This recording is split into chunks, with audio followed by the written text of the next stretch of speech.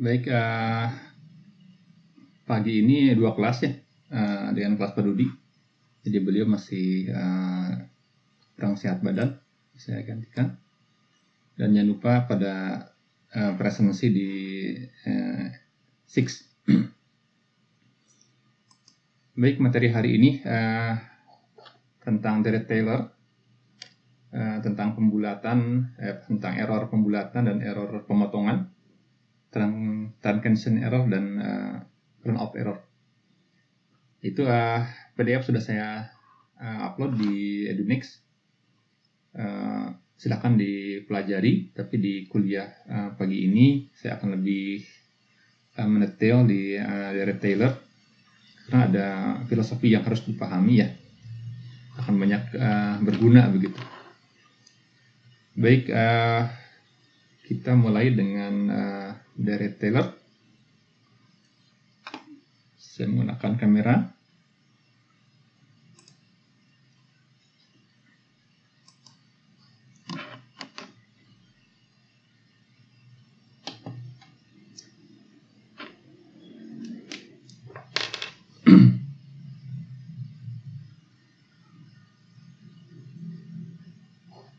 Mungkin di kalkulus saya kurang tahu apakah pernah dipelajari atau tidak tentang Derek Taylor. Kita diulang sedikit karena ada kaitan dengan perambatan error. Jadi prinsipnya ini adalah mengekspansikan suatu fungsi ya ke dalam polinom. Jadi sebuah fungsi fx sembarang begitu diekspansikan ke dalam bentuk polinom. Itu diuraikan ya, kan ke dalam bentuk polinom.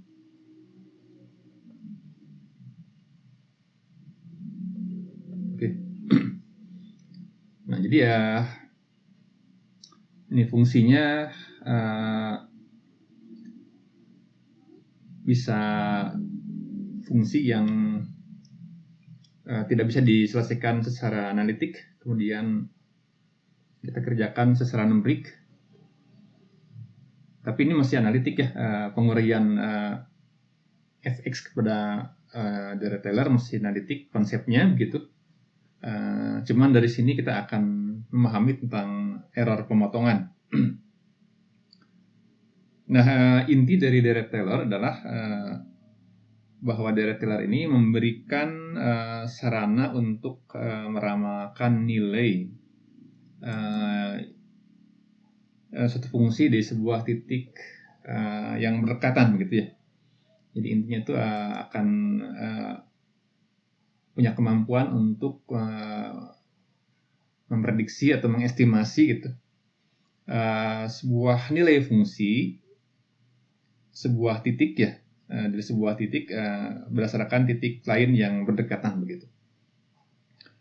Nah, mungkin ingat di kalkulus bahwa fx itu kita uraikan dalam sebuah Derek Taylor fx 0. Nah, jadi ini yang dipahami oleh kalian. F aksen x0 x ya, apa maksudnya begitu. Kemudian tambah 1/2 faktorial turunan kedua di titik x0 ya, selisih nilainya, jarak antara nilai yang dicari dengan nilai yang diketahui ya, titik yang dicari dengan titik di mana nilai fungsi dicari. Kemudian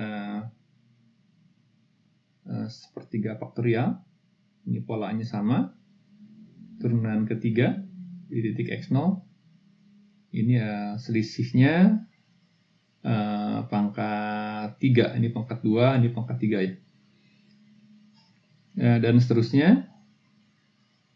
Kemudian sampai katakanlah ke n faktorial turunan ke n titik X0. Ini selisihnya dari X ke X0 pangkat N. Kemudian ditambah R. R itu residu ke N. Nah, perhatikan bahwa yang di sebelah kiri ini adalah polinom ya. Dalam ini pangkat 1, ini pangkat 2, pangkat 3 sampai ke N ya, polinom. Dan ini adalah yang sebelah kanan, ini adalah residu, R residu. Tentu ada kaitannya dengan residu yang kita kerjakan dalam komputasi geodetik. Nah, Rn ini biasanya dinyatakan dalam bentuk integral. Ini X0 sampai X X min T per N faktorial turunan ke N plus 1 di titik T.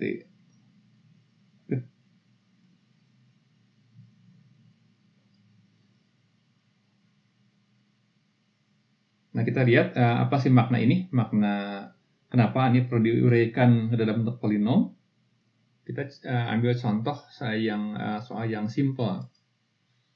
Misalkan ini kan fx, kita ambil y sama dengan fx misalkan kan. Katakanlah fungsi yang diketahui, misalkan x pangkat 3 misalkan. Contoh. Kita lihat contoh. Kita belajar di contoh lebih mudah, lebih terbayang gitu. Misalkan y sama dengan fx, ini x pangkat 3. Jadi biasanya bingung tuh mana yang x0, mana yang x, kemudian didiferensialkan di mana begitu. Nah, fungsinya fungsi ganjil ya, karena pangkatnya pangkat ganjil. Kita biasa menggambar di zaman SMA. Katakanlah ini adalah fungsi kubik ya. Ini x, ini fx-nya. Ini x pangkat 3. Oke. Nah, jadi x adalah, kita lihat dari uraian ya, fx misalkan fx di sini fx0, saya tulis lagi plus 1/1 faktorial f aksen x0 x min x0 pangkat 1 plus 1/2 faktorial turunan kedua x min x0 pangkat 2 dan seterusnya. Nah, jadi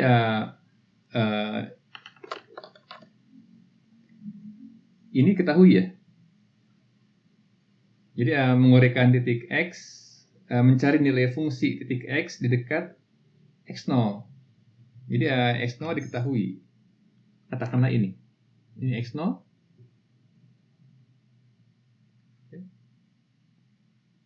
Ini berarti kalau ada x0 ada nilai fungsinya. Ini nilai fungsinya di sini. Ini berarti fx0. Oke. Nah, x adalah di sini. Ini ada x. Ini x. Kita lihat. Nilai fungsinya adalah ini. X. Ini adalah fx. Oke. X adalah ini yang dicari. Kita mencari ini. Jadi mencari yang ini. Oke. Dari titik x0 gitu. Jadi ini jelas harus diketahui ya. Nah, kita lihat bahwa uh, inilah delta X ya. Jadi delta X atau dx boleh ini. Tidak lain dari X min X0. Jadi X min X0 adalah delta X.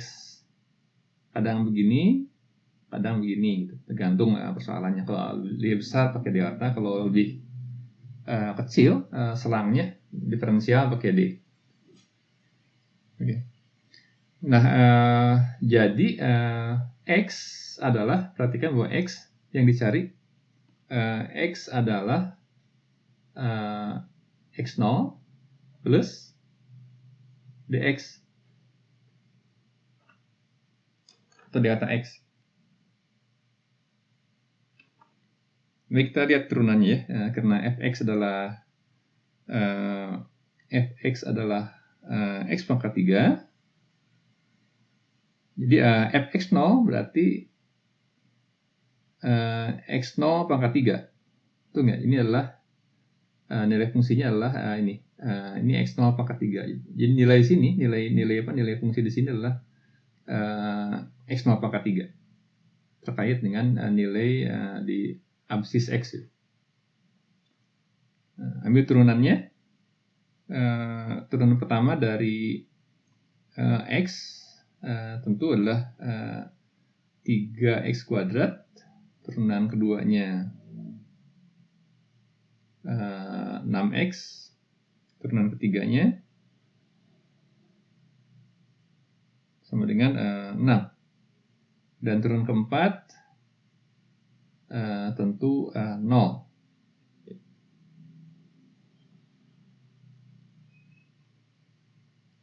Oke. Nah, masukkan nilai-nilai ini. Jadi ini kemudian menjadi fx0 menjadi 3x0 kuadrat. Ini menjadi, ini mudah ya, x0. Tapi ini pagi-pagi kita sambil nyantai. x0 6. Jadi selesai di sini. Ini kan sudah 0 di turunan keempat. Ini kasus di mana fungsinya itu selesai ya, sampai 4 suku ya selesai gitu, 3 suku selesai gitu.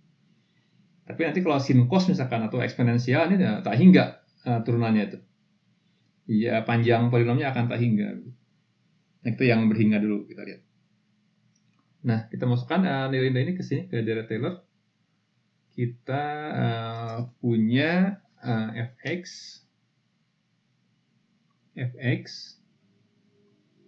sama dengan x0 pangkat 3 tambah 3x0 kuadrat kali x min x0 pangkat 1 tambah 1/2 faktorial 6x0 kali x min x0 pangkat 2 tambah 1/3 faktorial kali 6 kali x min x0 pangkat 3 tambah 1/4 faktorial kali 0 x min x0 pangkat 4. Ini sih 0 ini. Oke. Nah, jadi fx saya gambar lagi. Nilai fx ini x, di sini fx.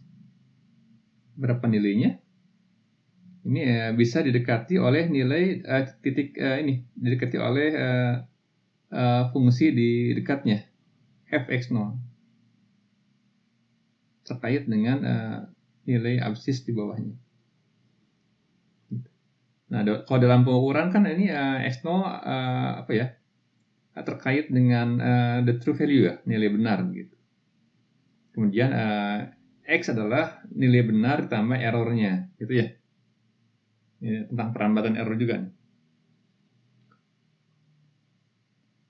Nah, kemudian karena tadi kita lihat di sini adalah delta X, dx ya. Tadi adalah X min X0 adalah dx. Mari kita lihat Y sama dengan fx. Ini tidak lain dari f x-nya adalah ini x0 plus dx. x0 plus dx. Jadi ingat bahwa kalau kita memandang x0 sebagai true value yang kadang diketahui ya nilai ini gitu. Nantinya ini sekarang masih diketahui. Dx adalah error dari pengukuran terhadap x. Jadi ini x adalah ukuran, kemudian x0 adalah true value tambah dx terkait dengan epsilon nanti. Ini true value-nya. Nah, coba kita lihat di sini berarti ini fx adalah karena x pangkat 3 ya. Jadi x 0 plus dx pangkat 3 sama dengan x0 plus dx kali x0 plus dx kuadrat. Oke. Uraikan yang sebelah kanan, x0 plus dx, kita punya x0 kuadrat plus 2x0 dx plus dx kuadrat. Oke. Nah, kalikan semuanya. Kita pindah ke sini aja nih. Y sama dengan kita lihat x0. Kita kalikan ya. Ini kali ini. X0 ini x0 pangkat 3, x0 pangkat 3. Kemudian x0 kali ini plus 2 x0 kuadrat kali dx. Kemudian plus x0 kali dx kuadrat. Kemudian yang ini plus x0 kuadrat kali dx. Yang ini plus 2x0 dx kuadrat. Terakhir adalah dx pangkat 3. Oke. Ini menghasilkan, ini adalah x0 pangkat 3. Ini jumlahkan yang x0 kuadrat. Ini ada ini. Tambah 3x0 kuadrat dx. Ini tambahkan ini. Kemudian dx kuadrat juga sama. Ini ada x0, ini 2x0 dx kuadrat. Tambah 3 x0 dx kuadrat. Tambah yang terakhir. Dx pangkat 3. Nah, kita lihat bahwa ini biar kelihatan. Ini adalah fx0.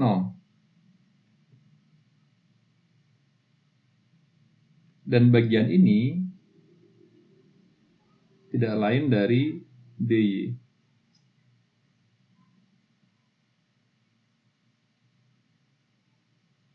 Ini adalah y0.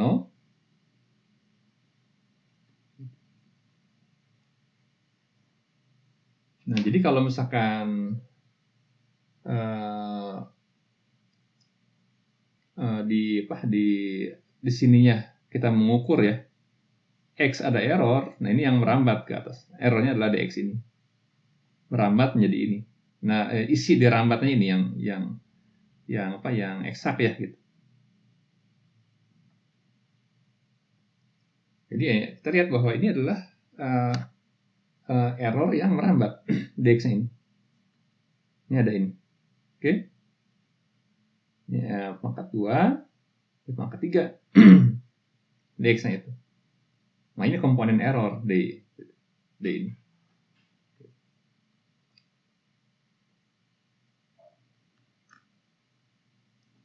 Baik, kita lihat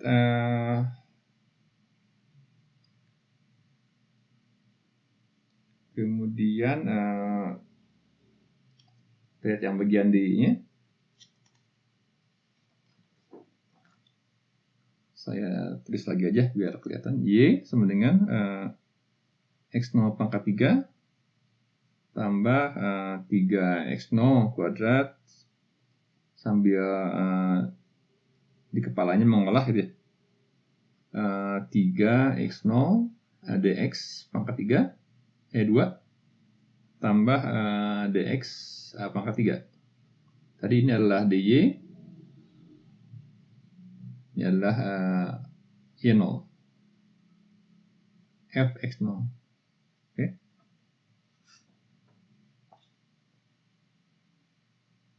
Nah, jadi ukurannya adalah x plus dx, maka fungsinya adalah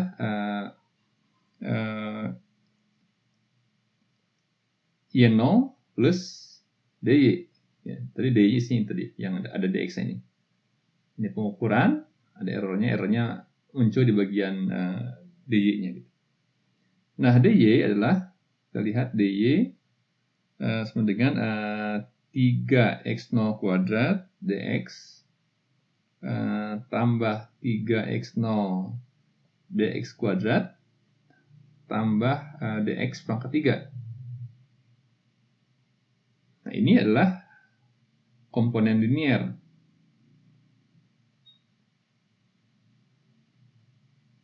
Oke. Yang ini adalah komponen nonlinier. Komponen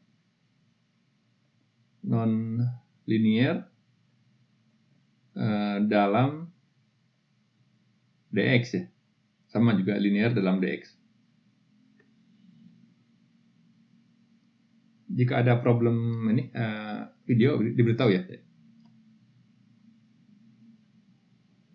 Nah,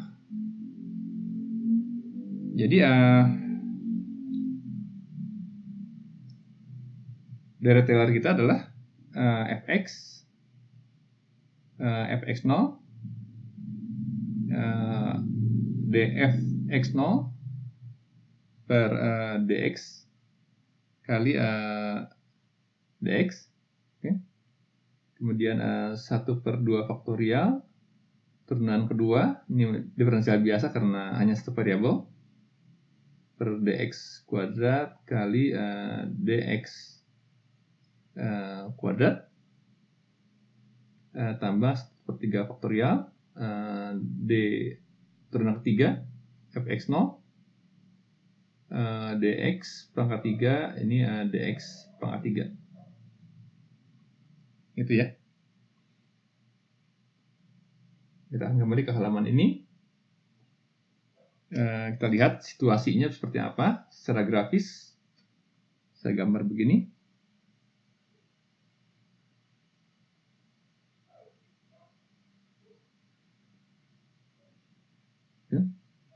Anggap lurus ya.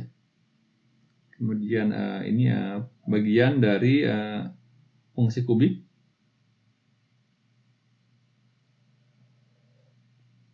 Ini x, ini fx. Kemudian ini x0. Ini adalah fx0 yang diketahui dalam hal ini. Nah, kita lihat bahwa di sini ada yang ini kan tadi suku linier ya. Ini suku linier. Biasanya kalau diferensial begini garis singgung ya. Ini adalah garis singgung atau bidang singgung kalau 2 dimensi. Garis singgung. pada titik X0, pada titik X0 gitu. Mari kita lihat di sini. Kita bikin sebuah bidang singgung di sini di titik kurva ini. Semoga lurus. Anggaplah begini. Oke. Nah, kemudian tentang X yang sembarang tadi ya. Di sini ya misalkan. X saya perlu perbesar. Kita lihat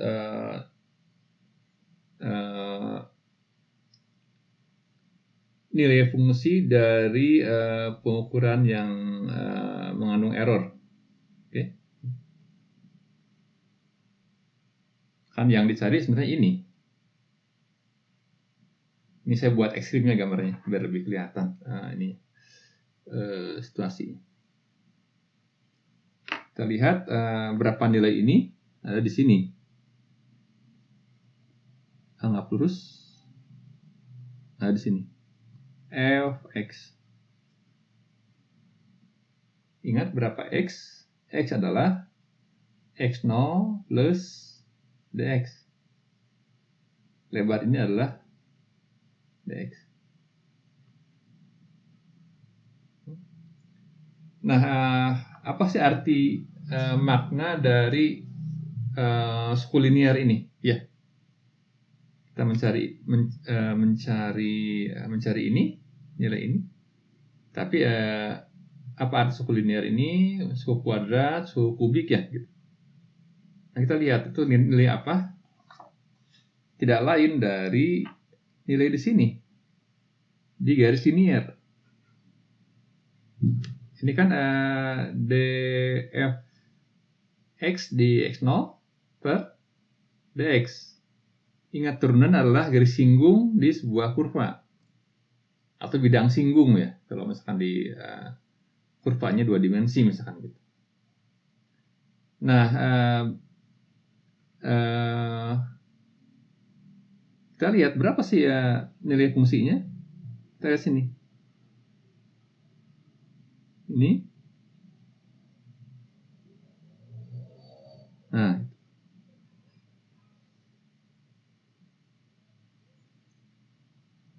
jadi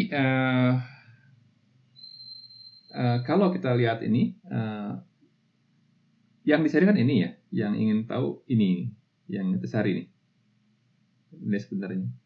Dekati dengan ekspansi Taylor gitu. Nah, kalau kita lihat jarak ini, gitu, tidak lain dari bagian suku linear.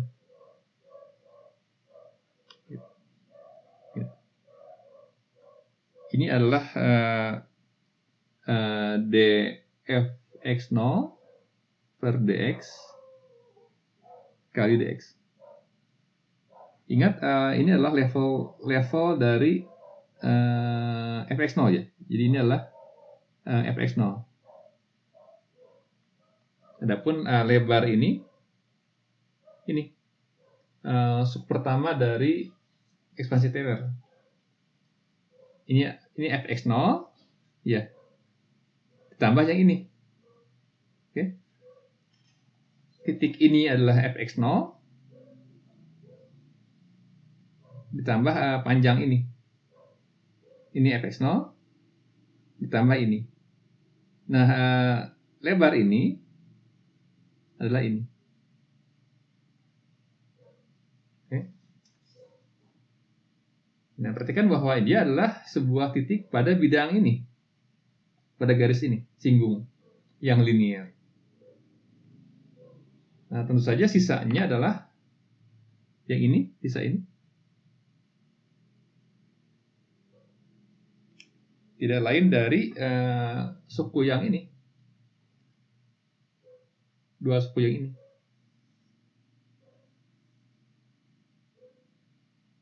Yang ada komponen dx kuadrat dan dx pangkat 3. Jadi ini adalah setengah dari d kuadrat df kuadrat x0 per dx kuadrat kali dx kuadrat, oke? Ditambah sepertiga faktorial seper6 d pangkat 3f x0 per dx0 dx kuadrat pangkat 3 maaf kali dx pangkat 3 ya, suku yang ini. Ingat yang dicari adalah nilai fungsi gitu. Yang dicari adalah nilai fungsi. Nah, jadi jika ditambah suku kedua ketiga langsung ketemu ini. Oke. Nah, tapi kita dalam operasi linearisasi kita hanya mengambil sebuah nilai fungsi yang disinggung gitu ya. Ini hasil linear.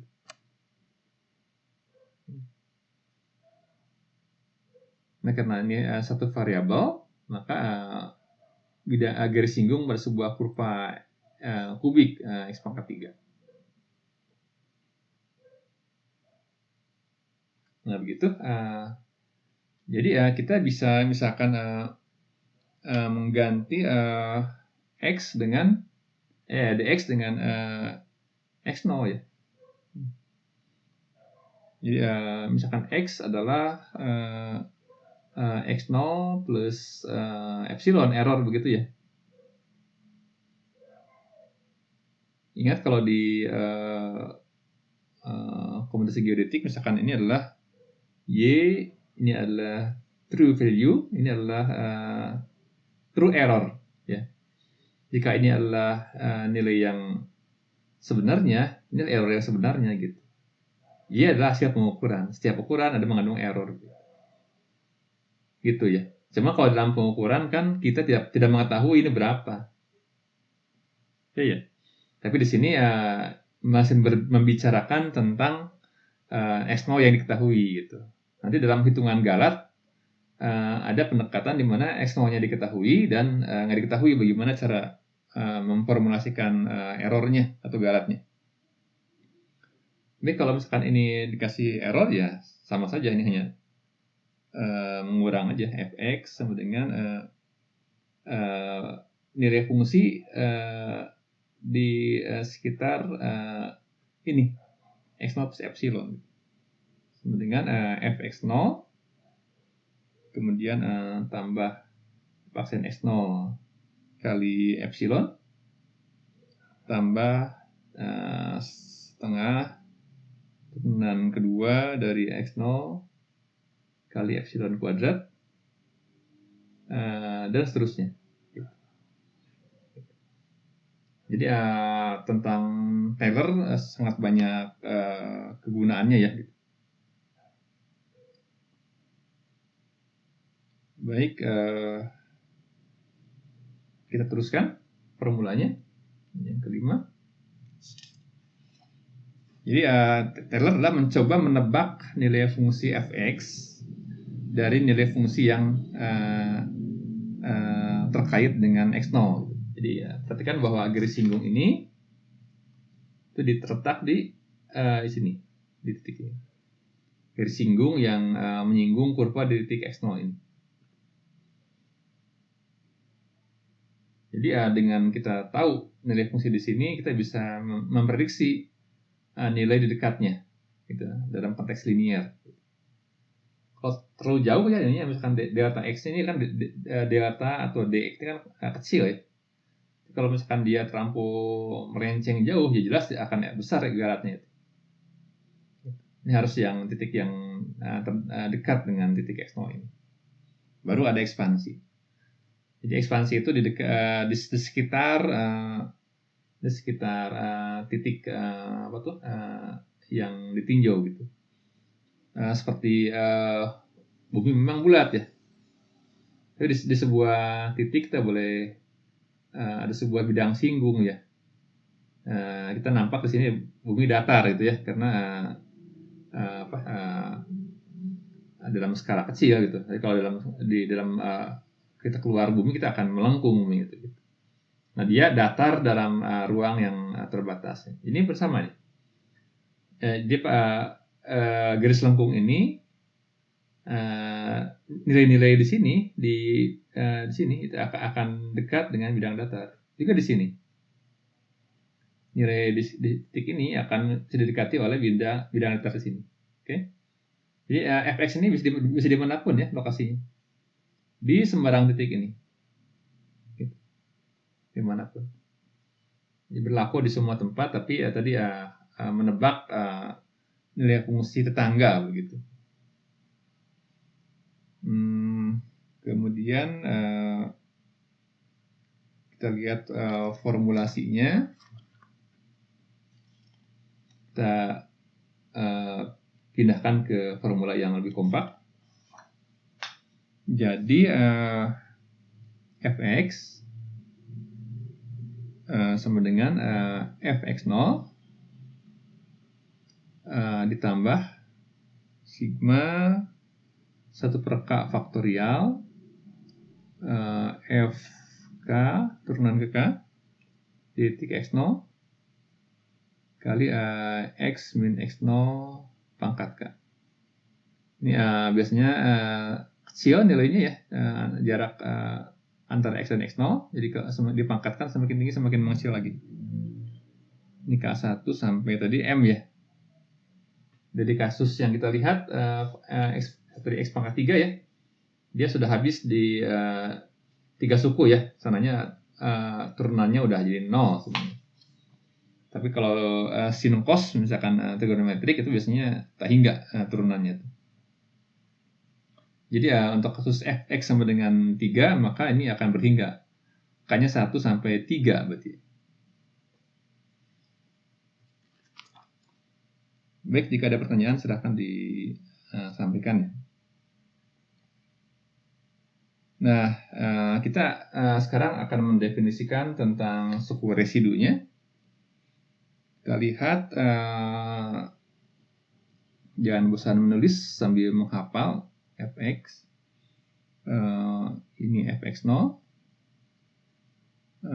kemudian plus f aksen x0,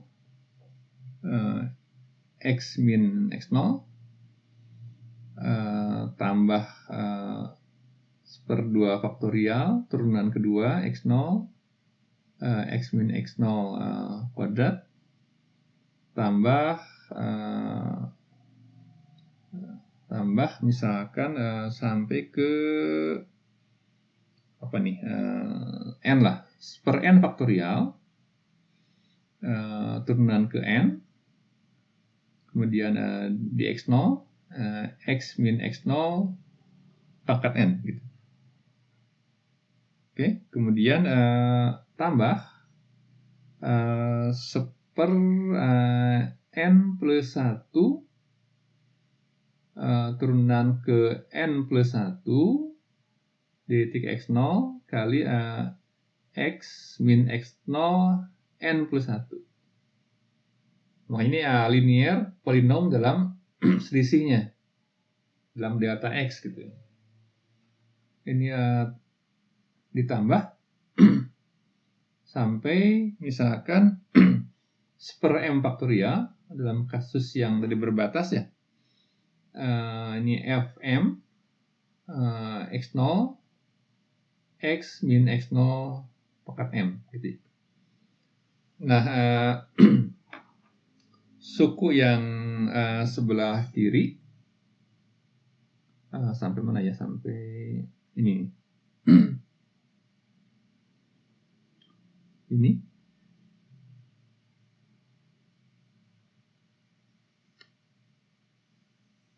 oke. Kita beri nama sebagai P nx P dari polinom. Kemudian suku yang sisanya ini bisa berhingga bisa tak hingga ya. Ini Ini kita sebut sebagai residu R N X. Ini R.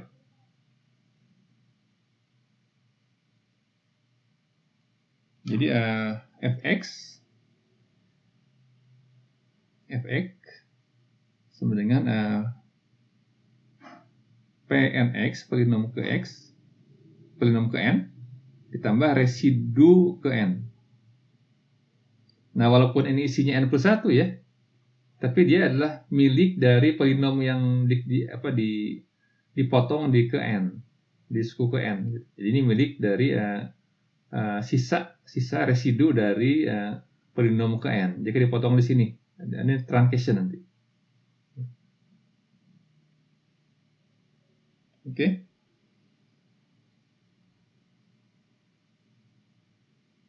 Jadi ini adalah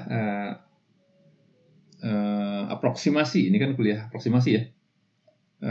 Aproksimasi atau pendekatan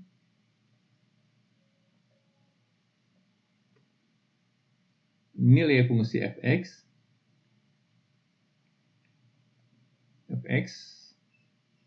berdasarkan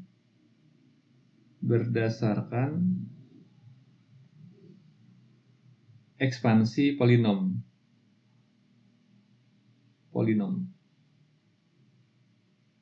Pnx. Jadi yang ruas kiri dia bukan polinom kan ya? Yang ruas kiri ini bukan polinom, sembarang aja. Boleh polinom yang lain boleh gitu.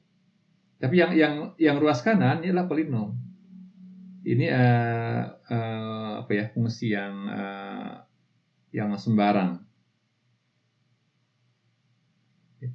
Tapi sebuah fungsi yang sembarang seolah bisa diuraikan dalam sebuah polinomial sebelah kanannya itu. Tapi ini tetap pendekatan ya. Pendekatan buat ini. Dan terbatas, mohon diingat ya, dia terbatas di titik ini. Menguraikan mencari nilai fungsi di sekitar titik ini. Jadi kalau di sini kelihatan nih, nah di sekitar ini. Jadi jangan jauh dari sini. Gitu. Baik, kita lihat kemudian jika diambil misalkan n sama dengan 1 untuk n sama dengan 1 ya. Berarti kalau n 1 ini pangkat 1 nih. Ini pangkat 1, pangkat 2, 3, 4 sampai pangkat n. Jadi kalau pangkat 1 di sini aja nih. Sampai ini.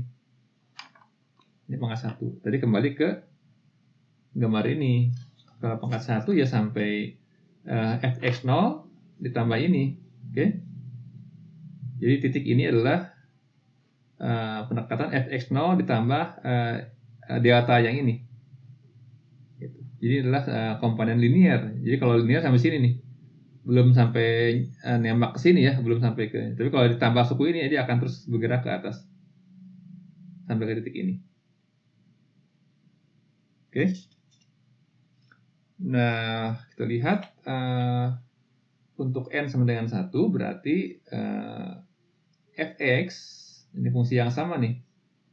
Fungsi yang sama, fx sama dengan p1x ditambah r1x.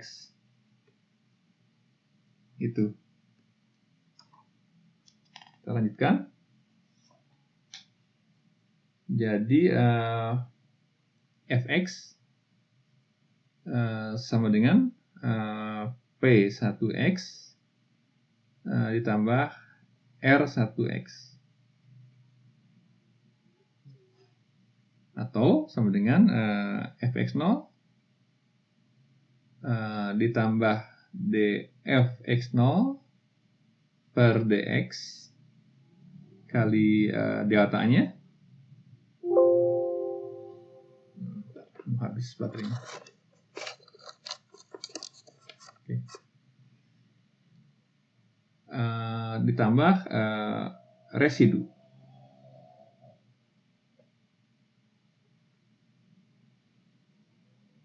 Nah, ini adalah polinom yang diambil untuk linearisasi.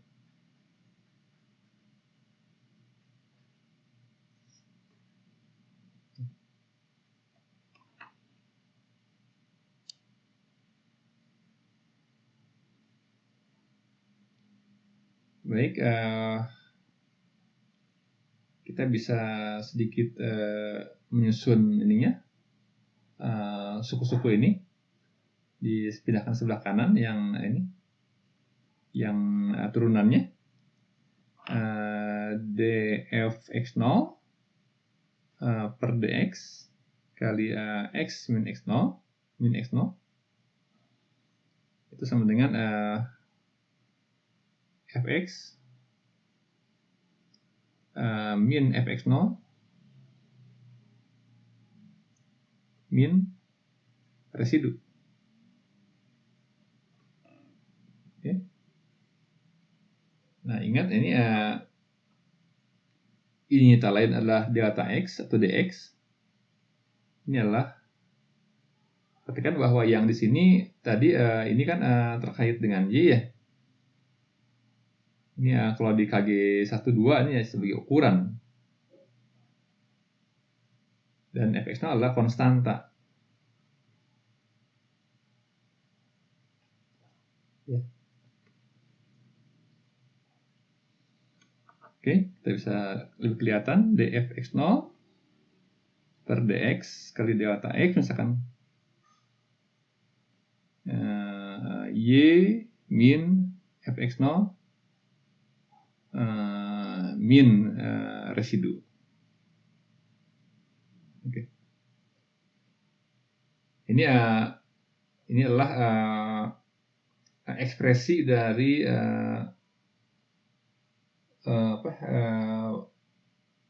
aproksimasi sebuah fungsi dalam lingkup linear, gitu ya. Oke. Nah, kalau misalkan sekarang kita lihat permukaan dua dimensi. Ini katakanlah sumbunya, sumbu x, sumbu y, sumbu z. Oke.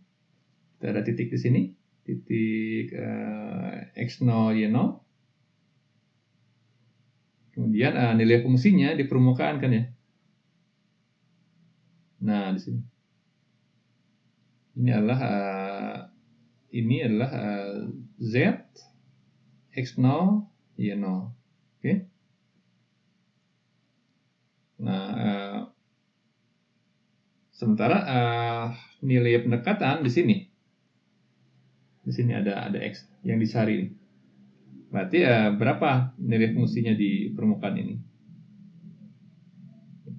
Berapa misalkan z f x y gitu ya. Tapi sekali lagi ini di sekitar ini.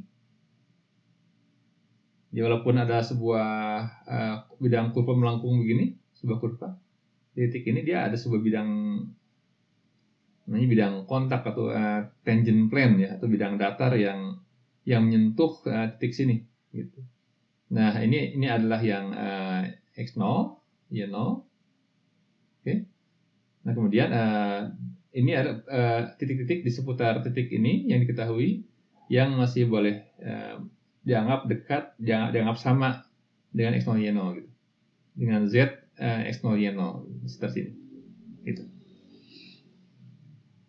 Oke, kalau dalam bentuk dua dimensi kita berarti z sama dengan f xy, karena kita di geospasial kita harus dilihat dalam bentuk dua dimensi. Kemudian uraian Taylor-nya z sama dengan f xy Ini tidak lain dari f x0 plus dx. Ada error dalam ukuran x-nya, dan y0 plus dy. Ada error dalam ukuran y. Nah, kita lihat ini sama dengan sini aja, f x0 y0 ditambah, karena dia dua variabel, dia ada turunan parsial fungsi z terhadap x dan z terhadap y. Do f per do x di titik 0, x min x0, kemudian ditambah do f per do y di titik 0, y min y0 pangkat 1 ya. Ini kita sudah dibatasi di linear aja ya. Jadi ini adalah tidak lain dari delta x, ini adalah delta y.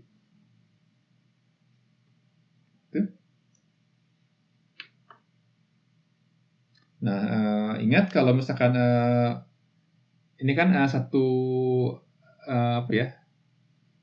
persamaan. Nah, kalau seandainya ada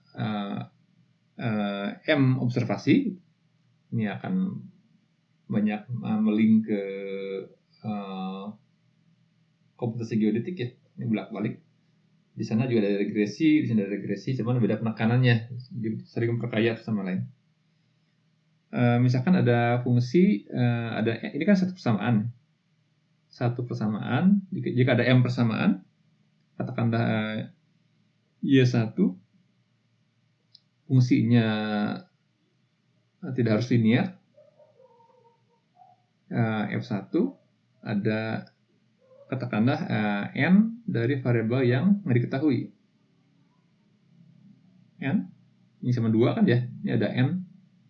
Kemudian persamaan kedua, fungsinya beda lagi, x1, x2, xn, sampai persamaannya ke m. fm, x1, x2, xn. Nah, kemudian ini uraian Dirac-Taylor hingga suku linier. Oke. Sama, ini turunkan masing-masing persamaan. Ini terhadap ini, dan terhadap xn ya. Masing-masing fungsi diturunkan terhadap masing-masing variabel bebasnya. Nah, dalam konteks linear kita punya tentu y1, sini aja, y1 sama dengan y10 tambah do f1 terhadap x1 di 0 kali misalkan dx, sampai yang terakhir do f1 per do xn, do f1 per do xn di 0 kali dx. Demikian pula y2 dengan y2 di titik x0, y0, do f2 fungsi kedua di persamaan kedua dx tambah do f2 per do xn dx. Kemudian sampai yang terakhir y ke m YM tambah do FM per do X1 dx sampai turunan di fungsi yang ke M terhadap variabel yang terakhir. Oke. Nah, ini yang kita kenal dengan Jacobian ya gitu. Ini ubah dalam bentuk matrik. Kita lihat ini jadi sebuah vektor, ini menjadi vektor, ini jadi vektor, ini jadi vektor juga, ini jadi matrik. Baik, sedikit lagi. Jadi Y1, Y1, Y2 sampai YM sama dengan Y10, Y20 yang diketahui ya, sampai YM0 ditambah ini keluarkan yang bagian dx-nya, dx1, ini dx1 ya, 1, ini dxn semuanya, ini 1, ini 1. Nah, kita punya persamaan matrik. Oke. Do F1 per do X1 0. Do F1 per do X2 di 0. Do F1 per do Xn di 0. Yang paling bawah adalah do Fm per do X1 di 0. Do Fm per do X2 di 0. Terakhir adalah do Fm per do Xn di 0 kali dx1, dx2 sampai dxn. Oke. Jadi ini M kali 1, ini M kali 1, ini M kali N, ini N kali 1. Semua sama ya, M kali 1 hasilnya. Nah, kita lihat bahwa Y, vektor Y, kemudian vektor Y pendekatan ditambah matrik Jacobian kali dx, gitu ya. Atau J bisa dan A juga boleh. Gitu. Oke. Atau kalau dibalik J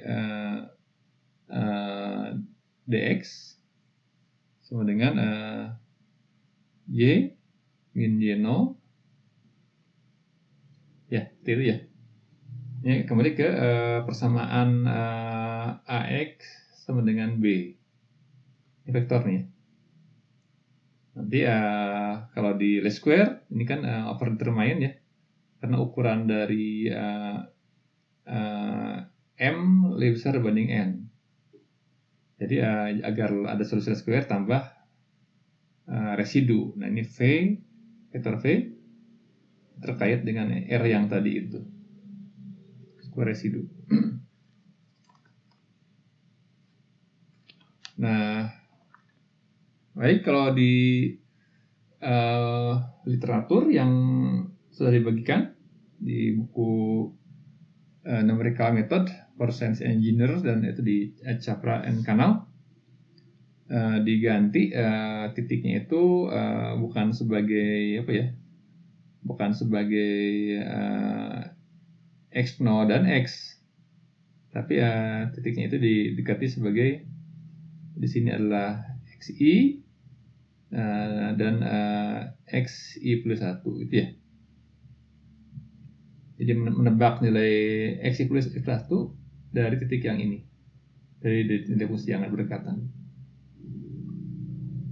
Oke. Jadi kalau kita lihat formulanya di buku, di PDF yang dibagikan juga seperti itu. Jadi fx kemudian kita ganti menjadi fx i plus 1 dan fx0 kita ganti menjadi fx ke i, titik yang bertangga. Kalau tadi gambarnya begini, ini adalah xi, ini adalah fxi, yang dicari adalah xi plus 1. Nilai fungsinya adalah fxi plus 1.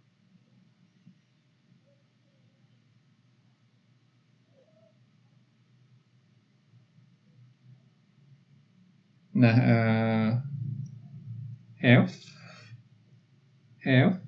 x i plus 1, perhatikan bahwa ada keterangan ini di PDF itu, atau di buku Capra N Kanal.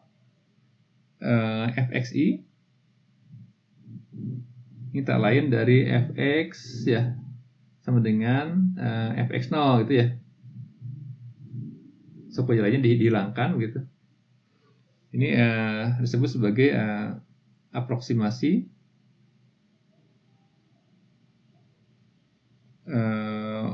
ordinal.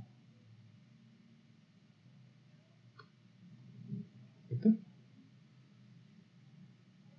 Jika ditambah satu suku lagi, fxi plus 1 sama dengan fxi ditambah turunan pertama kali xi plus 1 min xi. Oke. Disebut sebagai aproksimasi orde 1. Aproksimasi orde 1. Ini yang kita sebut sebagai suku linier.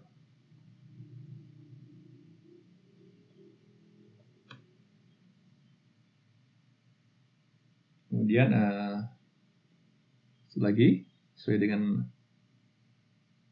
gambaran di textbook, fxi tambah f turunan pertama xi plus 1 min xi tambah turunan kedua setengah f double aksen xi plus 1 min xi kuadrat. Ini adalah aproksimasi orde 2. Perhatikan bahwa di sini memang sudah mulai menggunakan menggunakan indeks ya gitu. Nah, ini buat masuk ke program, listing program, coding kan ya.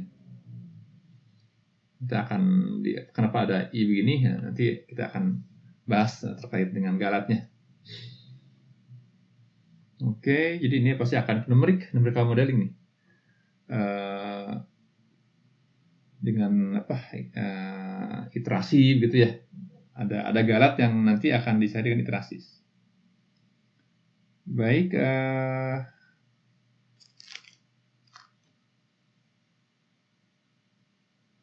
kita lihat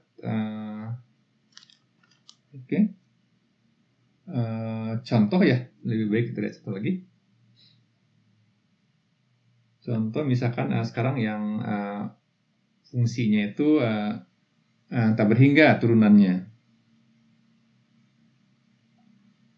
Baik, kita lihat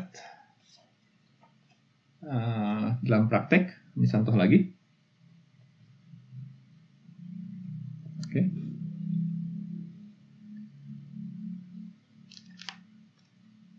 Misalkan tentukan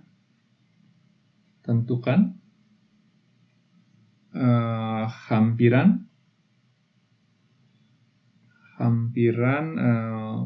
fungsi cos x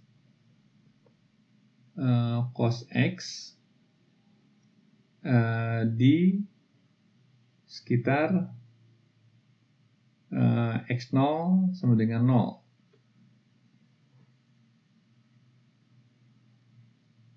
Di sekitar x0 sama dengan 0 gitu. Kan sekarang gampang pakai kalkulator ya gitu. Tapi kita bisa menghitung tanpa kalkulator. Jadi kalau fungsi cos x kan begini ya. Cos x. Oke. X gitu. Jadi tentu di sini lagi ada. Oke. Jadi di sekitar, jadi x0-nya di sini. X0-nya 0. X0 sama dengan 0. Jelas tahu fungsinya kan, cos 0 berapa? 1 ya gitu. Tapi kalau misalkan cosinus misalkan 0,001 berapa? Kan berarti di sini, dekat sini. Berarti kita sedang bertanya yang ini nih. Berapa nilai fungsinya? Tentu akan kurang dari 1 ya nilainya. Karena kalau cos 0 adalah 0 persis ya, itu adalah 1. Jadi kalau misalkan sedikit melebar ke kanan, dia akan turun, atau ke kiri sama aja. Mau ke kiri atau ke kanan sama aja. Jadi ini seolah ada bidang singgung di sini, itu enggak? Ini puncaknya, ini ada di sini ada nilai true value-nya. Ini ada bidang singgung. Jadi kira-kira di sini ada titik-titik yang nilai fungsi di sini didekati oleh yang di bidang datar ini. Tapi sangat tidak lucu kalau mencari sini kejauhan ya gitu. Karena nilai fungsi di sini beda sama di sini. Oke, harus di sekitarnya lah. Dekat-dekat di sini. Baik, kita uraikan. Jadi fx, jadi fx di sini, ini x-nya di sini. X berarti x0 plus dx ya. Gitu. Nah, kita uraikan jadi fx sama dengan cos x. Itu kan?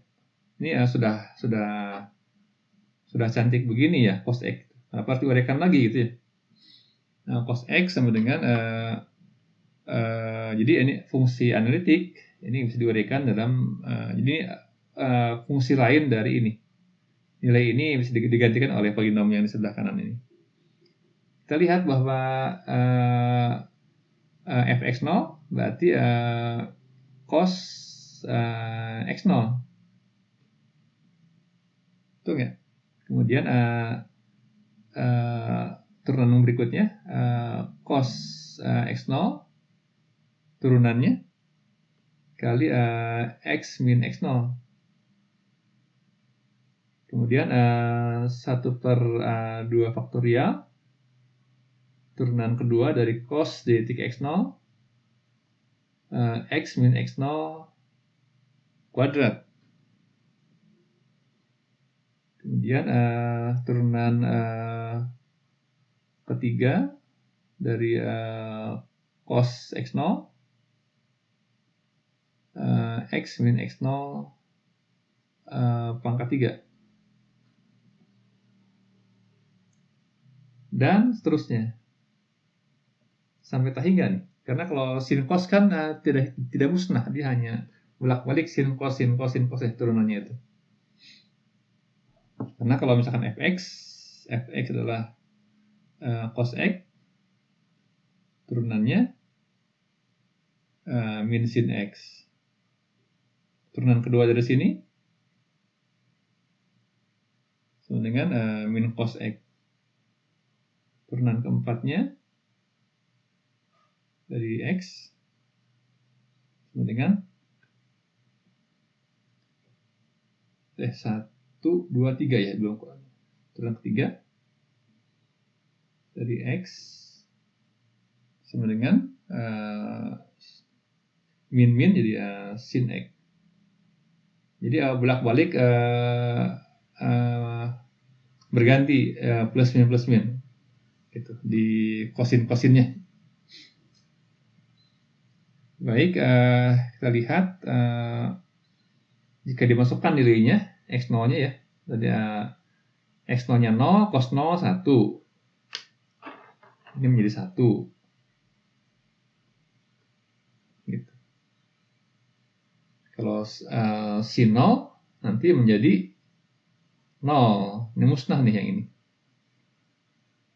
Nah, cos 0 1. Ini jadi sin lagi. Yang ketiga musnah lagi gitu. Nah, kita lihat fungsinya fx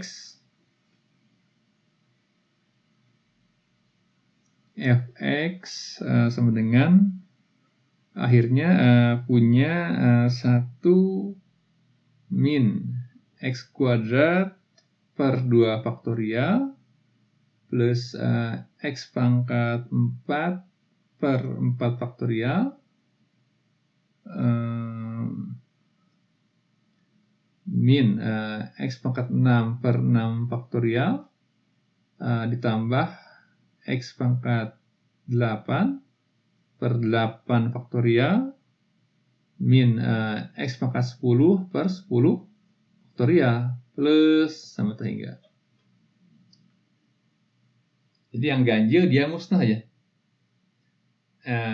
X pangkat 3 jadi 0, X pangkat 5 0, X pangkat 7 0, X pangkat 9 0. Nah, sekarang lakukan truncation, pemotongan.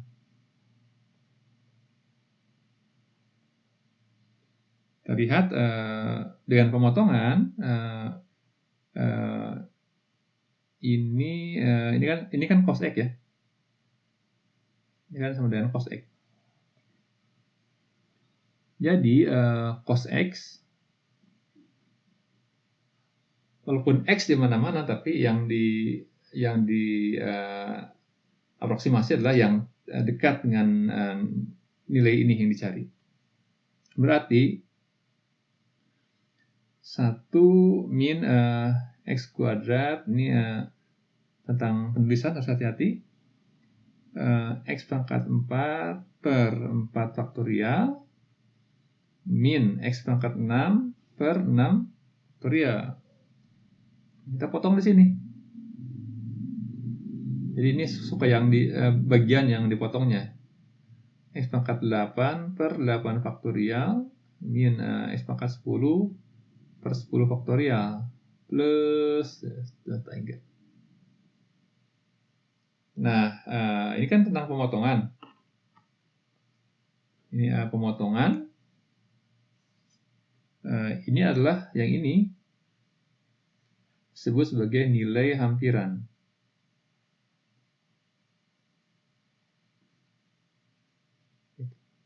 Aproksimasi untuk ini, makanya ini lambangnya juga tidak tegas, dia melengkung gitu karena pendekatan gitu. Nah, adapun yang ini bagian ini itu adalah bagian galat atau error pemotongan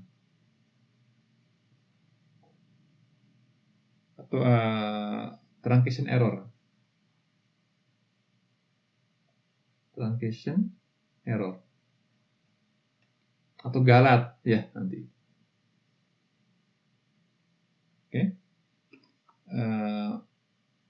Nah, pada contoh ini berarti kita lihat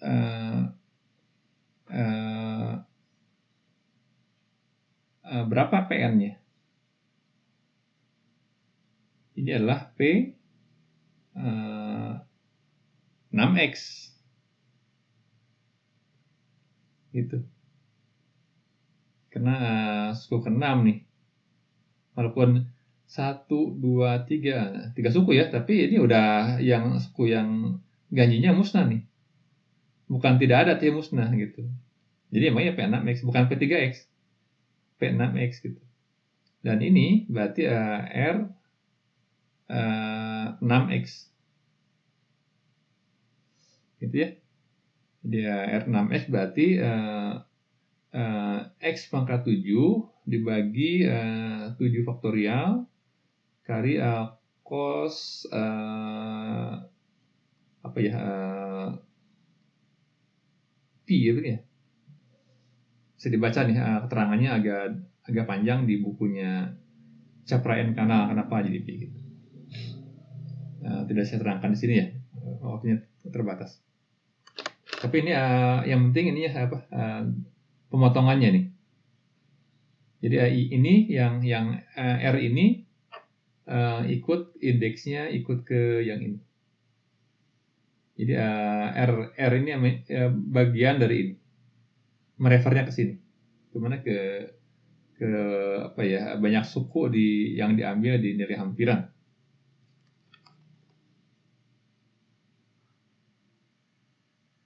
Oke, kemudian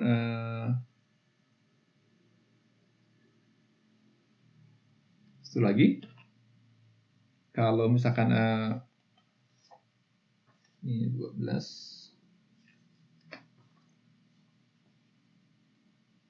contoh lagi,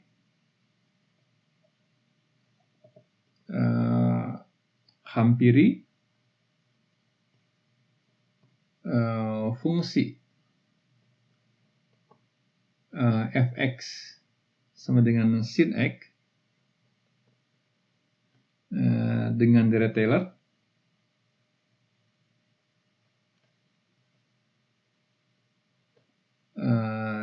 di sekitar x0 sama dengan 1 misalkan ya. Jadi kita tahu fungsi sinus ini bagian dari sinus, oke, x ini fx. Ya, di sini adalah v, ini v per 2 di puncaknya. Ini sekitar 3,14, ini sekitar 1,5707. Jadi kita sedang mencari di 1 misalkan di sini nilainya berapa tuh, sin 1 ya gitu. Jadi ini adalah sin 1.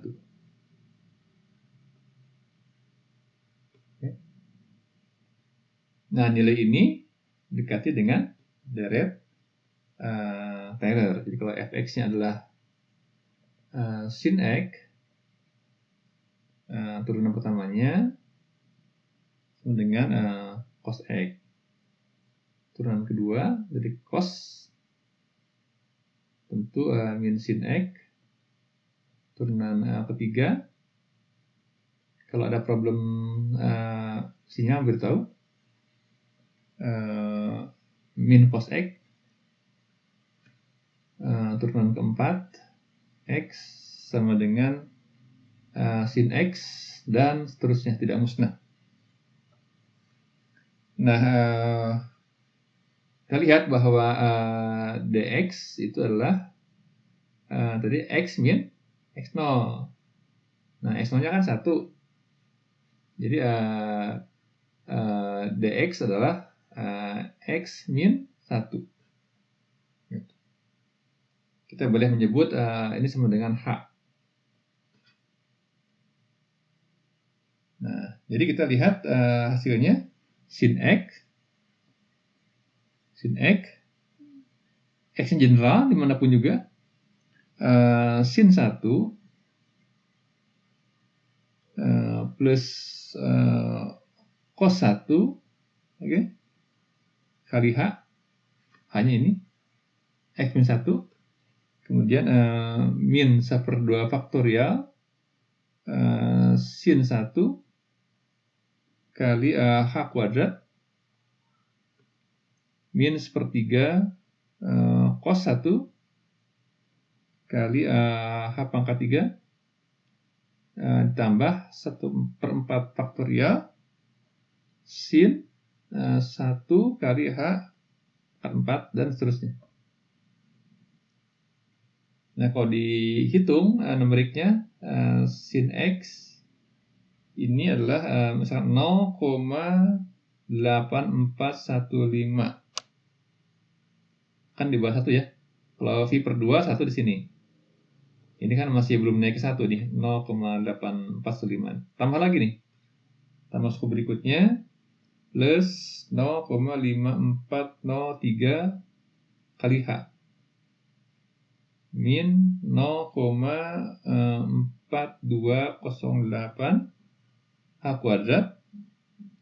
Min 0,0901 H pangkat 3. Tambah ini aja, tambah misalkan 0,0351 H pangkat 4 dan seterusnya. Itu.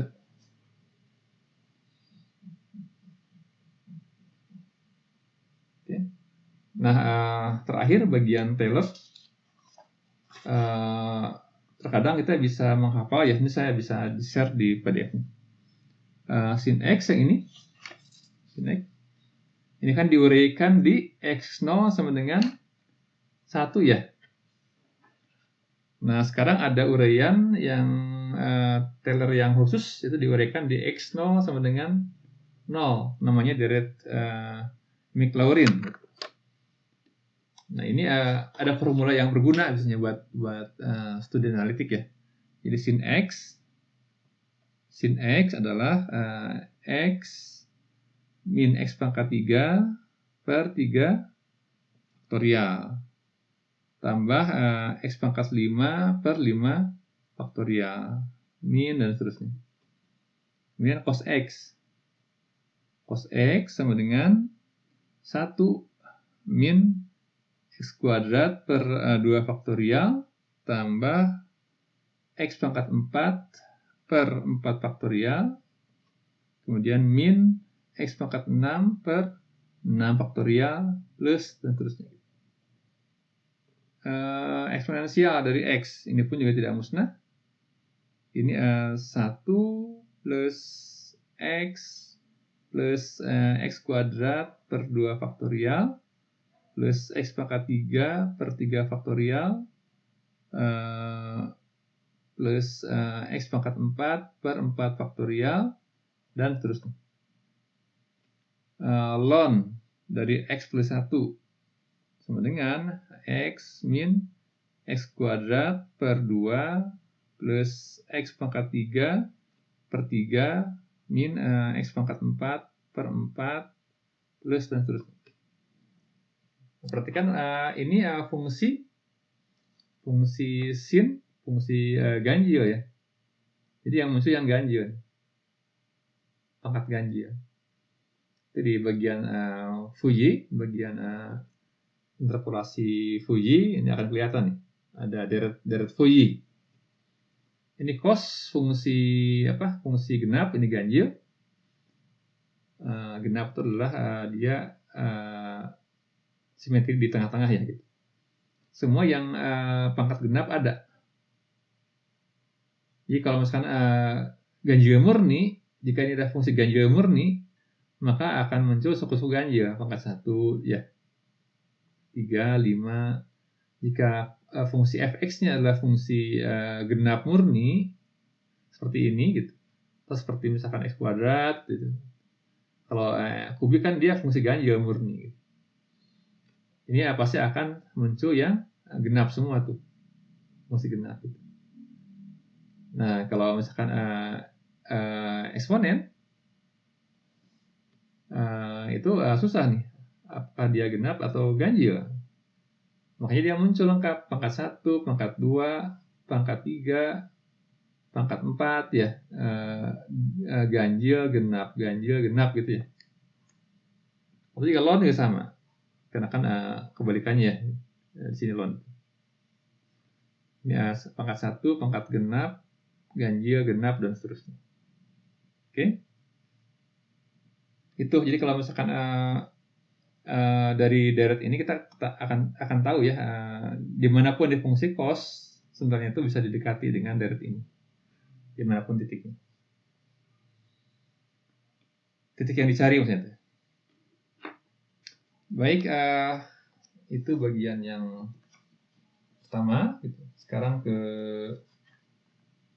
persoalan Galat. Ini sedikit aja.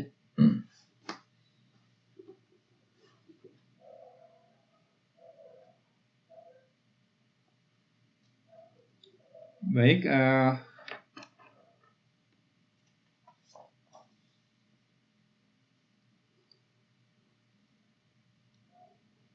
kita lihat misalkan ini atopi adalah sebuah nilai hampiran. Ini adalah nilai hampiran atau aproksimasi ya. Nilai hampiran dan A adalah nilai benar.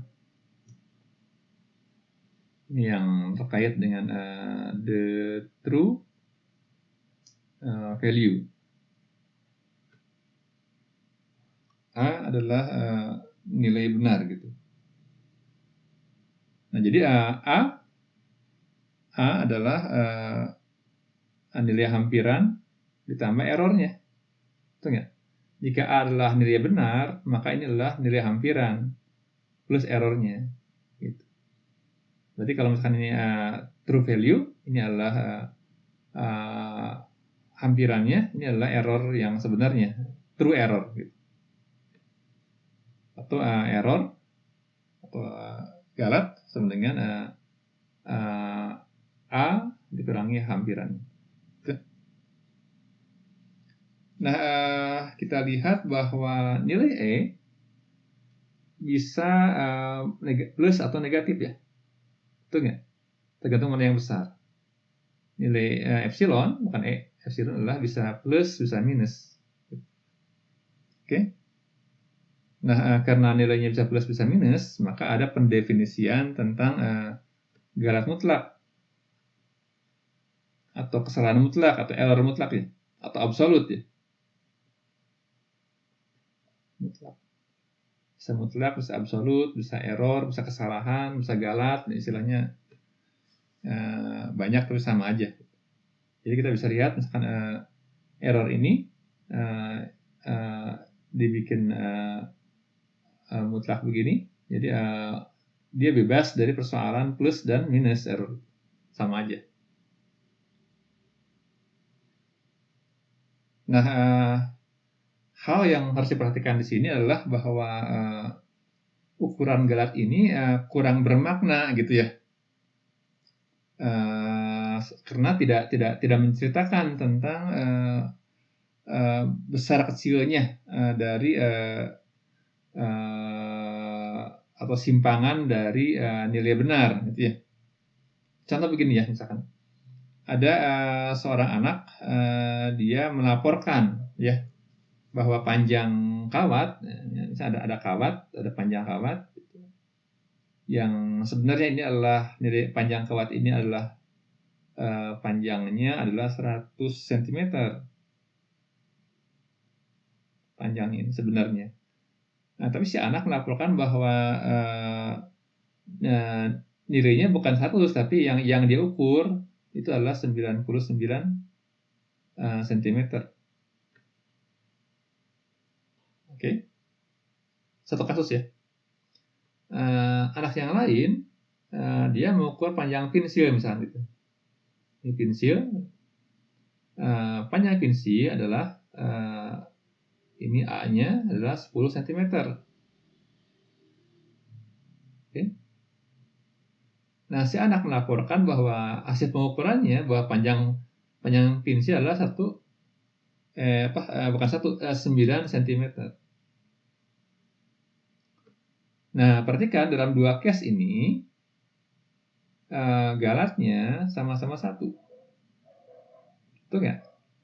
Galat atau error adalah nilai sebenarnya yang kebetulan kita ketahui nilainya berapa, 100 kurangi 99. 1. Juga ini sama. Nilai galatnya 10 kurangi 9 sama dengan 1. Nilai benar dikurangi dengan laporan, hasil hitungan. Sama galatnya. Padahal case-nya beda ya. Beda panjangnya juga. Gitu. Sama-sama bernilai 1 cm galatnya itu. Tapi galat yang bernilai 1 pada kasus pengukuran pensil ini lebih berarti.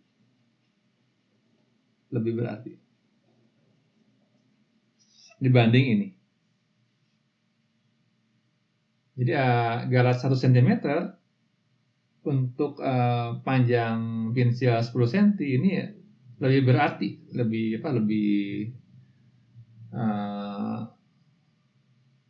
ya lebih gede lah itu ya dibanding ini maknanya. Dibanding nilai yang sama untuk kasus panjang yang 100 cm. Gitu. Nah jadi ini ya bingung nih, ini sama-sama nih. Ya. Tidak memperlihatkan kualitas dari error ini. Apakah ini errornya parah atau misalkan kecil gitu. Oke. Nah karena itu maka mendefinisikan satu jenis galat yang lain. Habis kertas.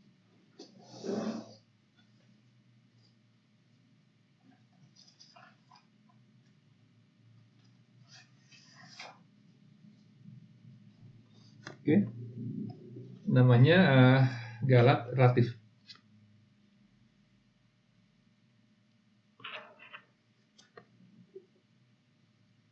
Galat atau kesalahan relatif.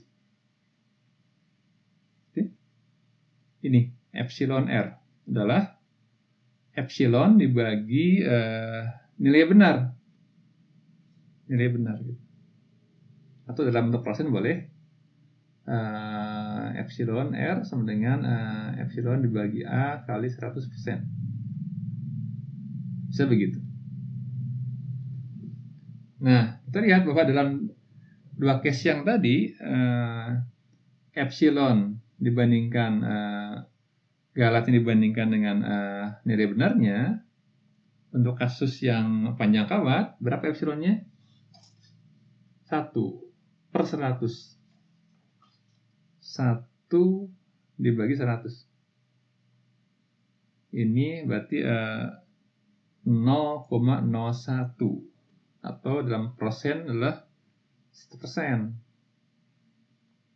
Nah, dalam kasus tadi panjang pensil melaporkan 9 panjangnya, nah, berarti 10 kurangi 9 1 per yang sebenarnya, panjang sebenarnya, berarti 1/10 cm.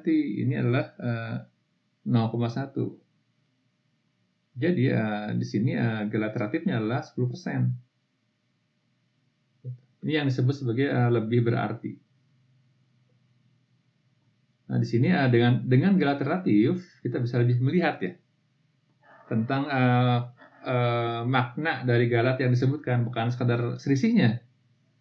Tapi dengan membuat relatif jadi kelihatan tingkat keberartian dari galat tersebut gitu. Jadi bukan di numeriknya, bukan di hasil numeriknya, bukan di angka satunya ini. Tapi ini terhadap apa itu ya? Namanya terhadap nilai benarnya. Kalau nilai benarnya diketahui, gitu, maka kita akan kelihatan bahwa ini lebih berarti. Kesalahan si anak mengukur pensil lebih berarti dibandingkan kesalahan mengukur panjang kawat. Gitu.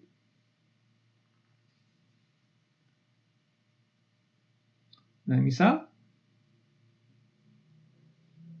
nilai benar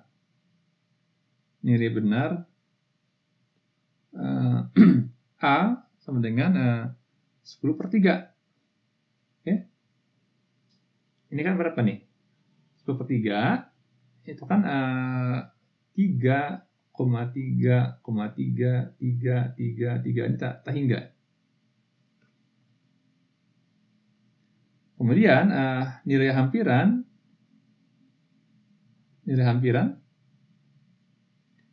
ini atopi misalkan 3,333 titik ya.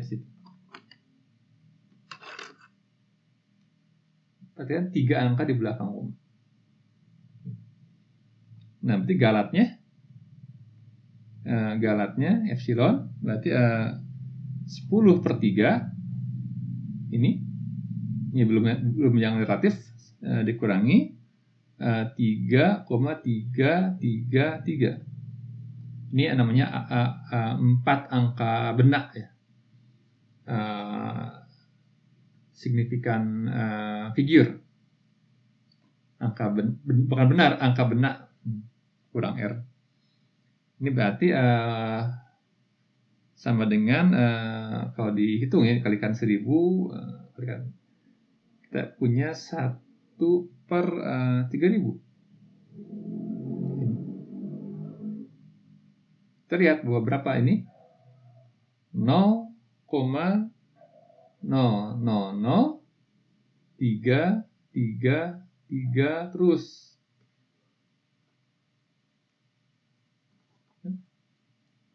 Hasilnya ini galat. Kalau galat mutlak sama ya, 0,000333. Kemudian galat relatif epsilon R berarti epsilon dibagi nilai benar. Berapa epsilonnya? Ini 1 per 3000. Jadi 1 per 3000 bagi angka benar 10 per 3. Oke. Ini jadi 1 per 1000. Ini sama dengan 0,001. Oke. Boleh dikalikan persen ya gitu. Jadi 0,1% nih. Galat relatifnya gitu. Oke, di sini nampak gampang ya. Semua smooth, enak gitu epsilon. Karena kita tahu nilai benar ini. Tahu ini angka yang sebenarnya gitu. Nah, masalahnya kita justru malah seringkali tidak mengetahui the true value-nya. Jadi kita mau merefer kemana nih epsilon ini? Kita nggak tahu apa referensi bagi error relatif ini. Gitu. Nah, karena A nggak diketahui, maka epsilon ini, nilai galat ini akan direferensikan ke nilai A hampiran. Nah, kita lihat namanya epsilon relatif hampiran gitulah. Ini adalah epsilon dibagi nilai hampirannya. Kalau dalam case yang tadi berapa epsilonnya? 1 per 3000 ya. Ini yang tadi yang dari pemotongan ya.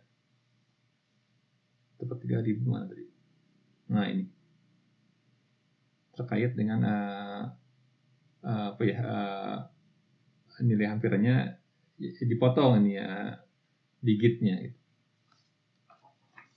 Sepertiga ribu hampirannya adalah per 3,333 menghasilkan 1 per 9999.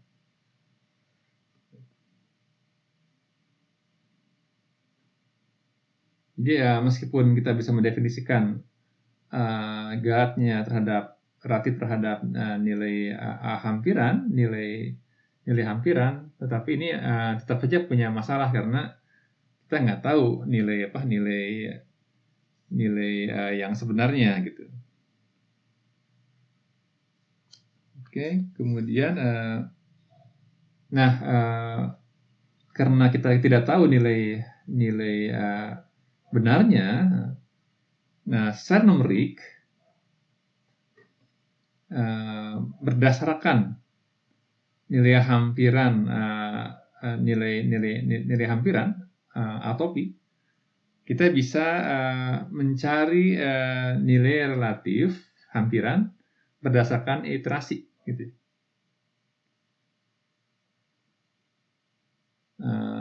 Secara numerik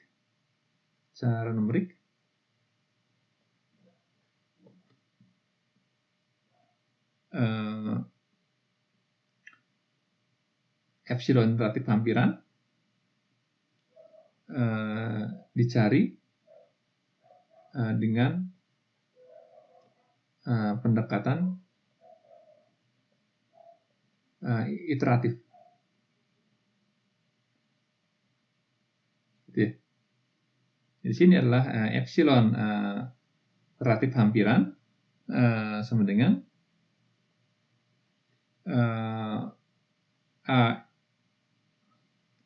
R plus 1 dikurangi AR per AR plus 1.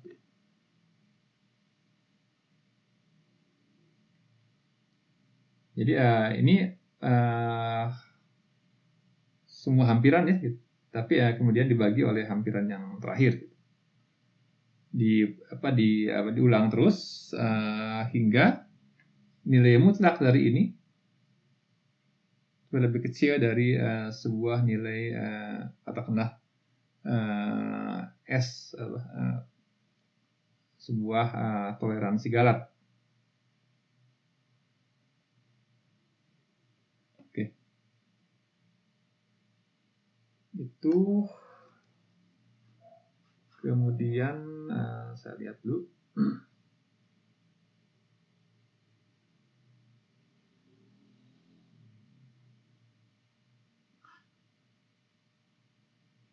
Mau ambil contoh lagi, satu lagi.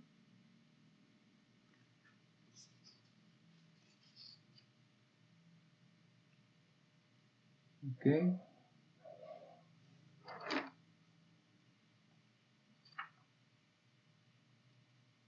Nah, sekarang tentang signifikan figure. Signifikan figure. Nanti bisa dibaca lebih detail ya di textbook. Signifikan. Ini prinsipnya dulu ya. Figur. Ini kayak seseorang ya, signifikan figure. Ini tapi tentang angka nih. Ini disebut sebagai angka benak. Nggak tahu nih, benak bahasanya nggak tahu. Angka benak. Jadi kalau misalkan kita lihat 43,123. Kita lihat ada 0,1764, 0,123, 4512, kemudian 278,300, oke, 270,0090, kemudian 0,0090, kemudian 1360, 1,360, kemudian 0,001360. Nah, gitu ya. Nah, angka berarti lah ya, angka benar, angka berarti.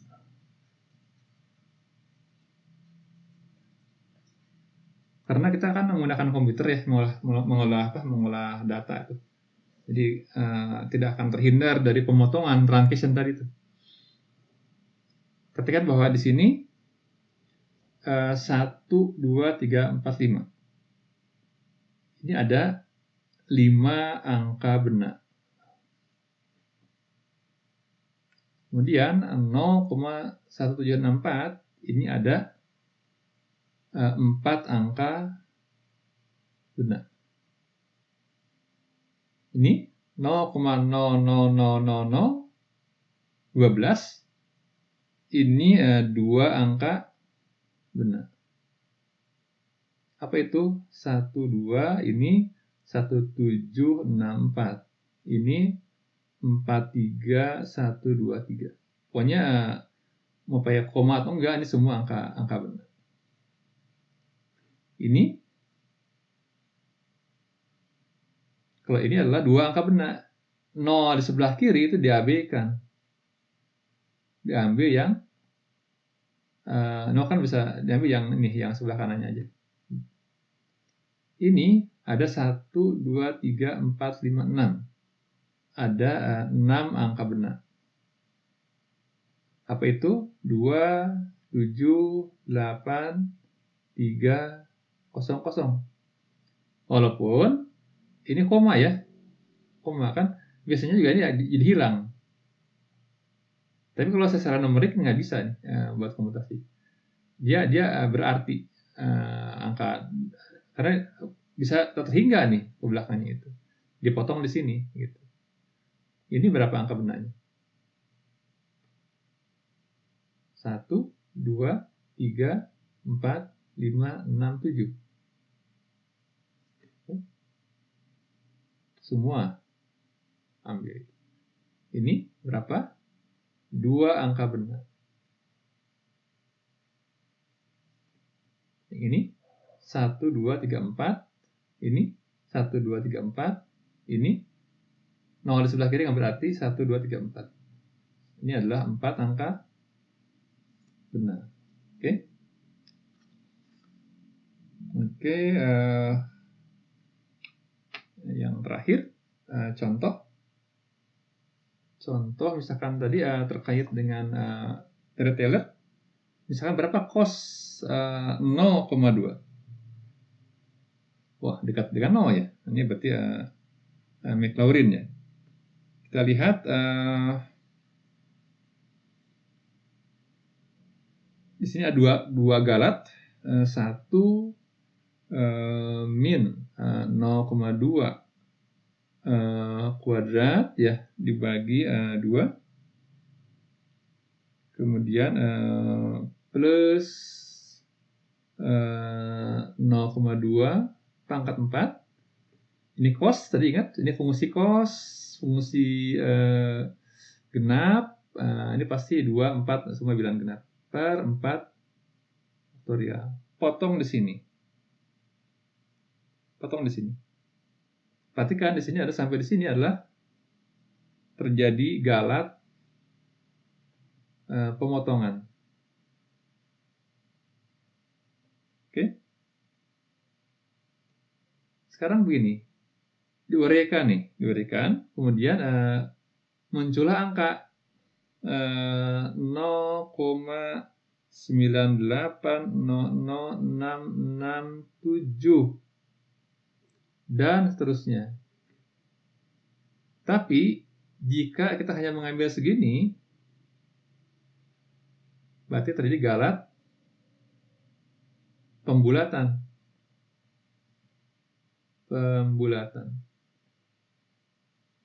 Ini round of error.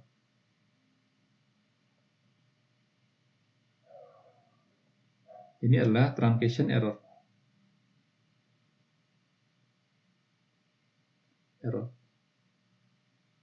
Gitu ya.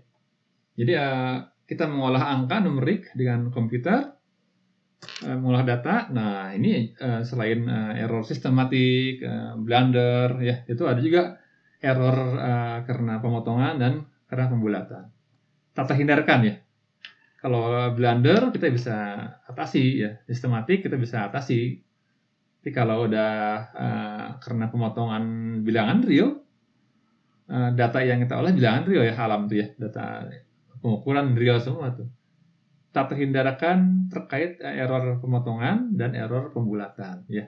Kalau dipotong di sini, dipotong di sini, dipotong di sini, gitu ya.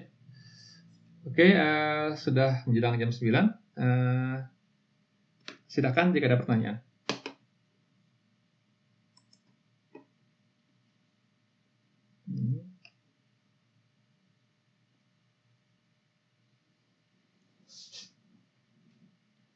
Berapa orang yang hadir hari ini? Ayo Pak, izin bertanya. Resi, silakan Resi. Berarti beda ya Pak, apa ya, nilai galat pemotongan sama pembulatan. Itu lebih baik yang pembulatan ya Pak, atau kayak gimana? Nah, saya kurang tahu Resi kalau dalam arti komutasi ya, dihitung numerik, saya kurang tahu. Tapi kalau dari tergantung nih, kalau misalkan Resi mau motongnya panjang si sukunya ya.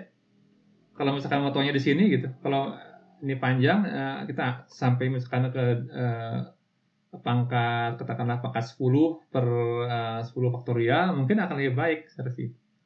Ya.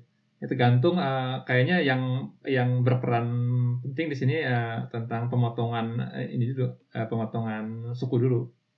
Baru setelah keluar itu dipotong di sini lagi gitu, 2 kali pemotongan, 2 kali truncation dan round of error. Saya kurang tahu kalau dalam hitungan data ya. Terima kasih. Ya, terima kasih Pak. Masih ada yang lain? Ini 31 orang. Baik, terima kasih atas kehadirannya. Semoga ada manfaatnya. Sisanya tolong baca di PDF ya, itu lebih teknis dan di bukunya. Tapi yang penting adalah prinsipnya dulu tentang Taylor dan error pembulatan dan pemotongan. Ada beberapa hal yang lain yang silakan dibaca, sangat teknis terkait dengan komputasi lah. Baik, terima kasih semuanya. Selamat pagi. Assalamualaikum warahmatullahi wabarakatuh.